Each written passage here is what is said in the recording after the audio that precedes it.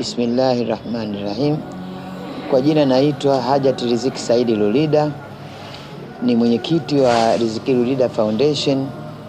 Nipo hapa Dodoma, hapa nazungumza Dodoma katika msikiti wa Gaddafi.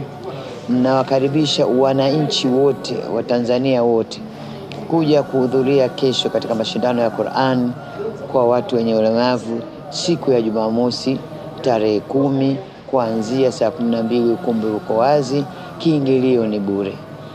Na Qur'ani ni amani. Hiki ni kitabu cha Mwenyezi Mungu, na hivyo na Mwenyezi Mungu aliumba binadamu na majini ili wamwabudu. Hakika Mwenyezi Mungu hakufanya makosa katika kufanya hayo.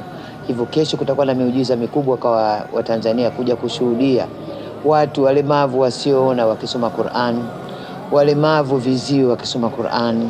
Lakini kujiulize, mlemavu haone anawezaje kusoma juzuu 30? Yote ni miujiza Mwenyezi Mungu. Ninawakaribisha katika ukumbi wa Mabeo kuanzia saa 12, na inshallah Mwenyezi Mungu ninawakaribisha wote kuja kuhudhuria katika mashindano haya.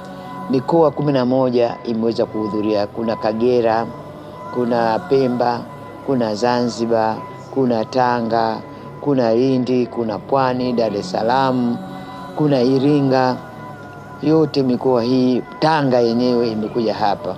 Sasa Mwenyezi Mungu ni mkubwa, atukutanishe kesho katika mkutano wetu, katika mahudhurio yetu haya. Allah karimu, nasema nawakaribisha sana.